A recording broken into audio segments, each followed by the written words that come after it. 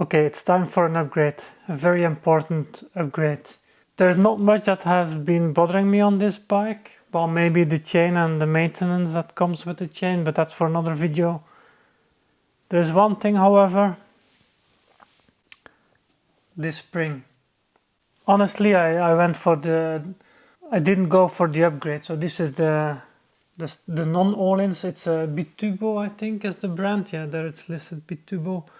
So it's the basic spring and the front as well. I didn't buy the upgrade suspension package because that was a 3,000 euro. It was even more than 3,000 euros. Because I thought, yeah, maybe this will do. Before I get started on suspension and what I will do and how I will fix it, I am interested in what you guys are having as a suspension package on your Energica. Would you upgrade? Are you happy with the default ones? Or do you like your all-ins? Whatever, let me know in the comments. Because I think I know what I'll do, but I'm not completely convinced yet, and I'm always open to suggestions, of course.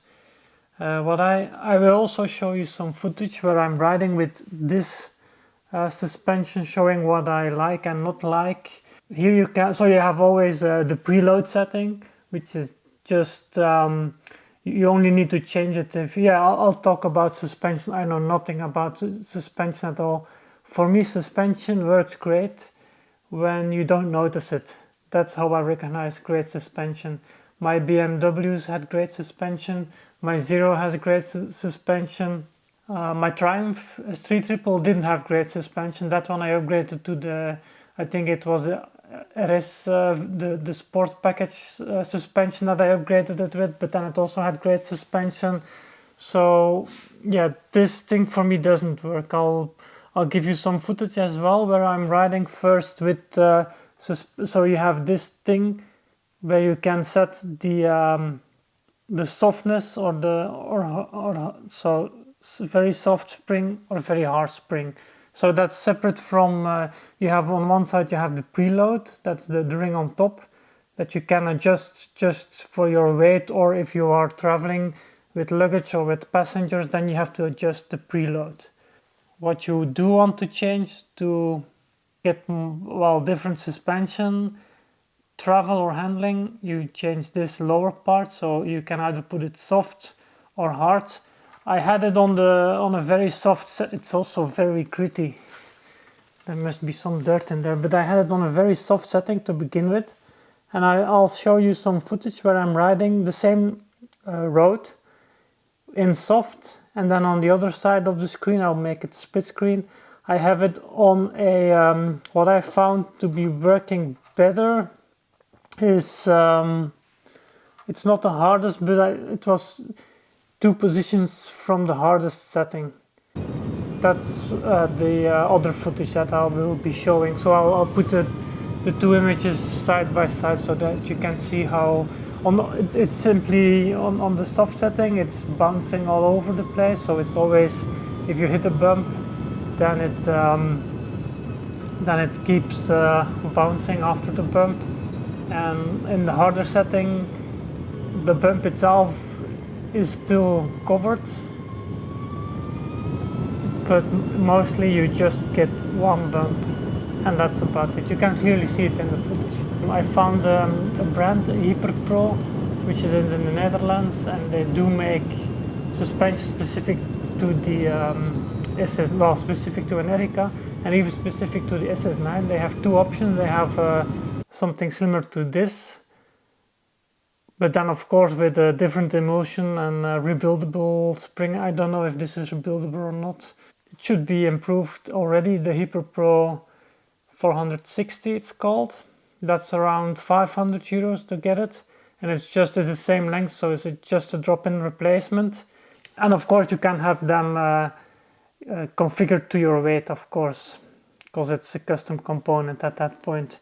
Then there's also the 467, and I'll put a picture up here as well from the 467 suspension, and that one is a little more advanced. It's the same as the 460, except that it has an external, and you can see it on the picture that it has an external reservoir here mounted, and you can configure the high and low speed damping separately, so it has more settings.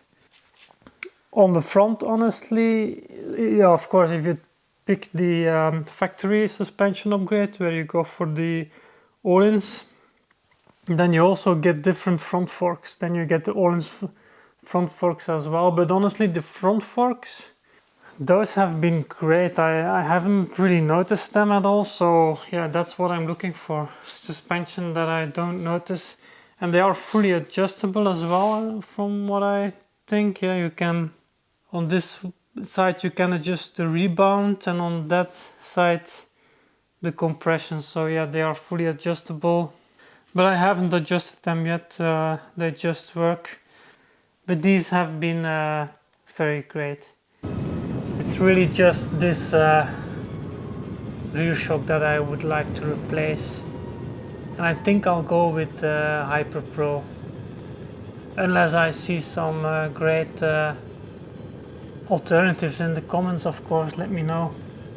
Yeah, you could of course also get the Öhlins. The nice thing about the Öhlins is that the color of the spring, the default one is yellow, matching this and this somewhat, so it might be nice to have some yellow. But then of course I'm not sure if you can just buy the Energica Öhlins separately. Maybe you can. Should I go with the Öhlins? That's a good question. There must be so much. Well, the thing is, people having the upgraded suspension probably don't have experience with the non-upgraded, with these. So, and there are probably lots of people very happy with these as well.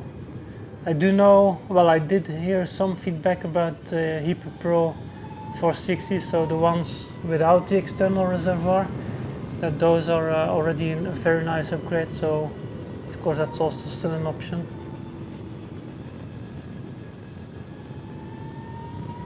I did ride the BMW GS with rally spec suspension, also with high and low speed separate settings, and it was awesome. It was even better than my ISA electronic adjusted suspension from BMW.